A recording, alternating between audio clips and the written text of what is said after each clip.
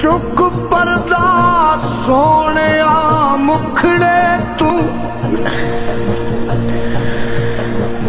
look look के गुजारा नहीं आंदा अज दिल दी मर्जी कर पूरी दीदार दुबारा नहीं आंदा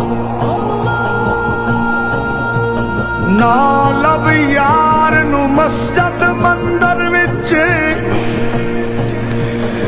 लब यार नू अपने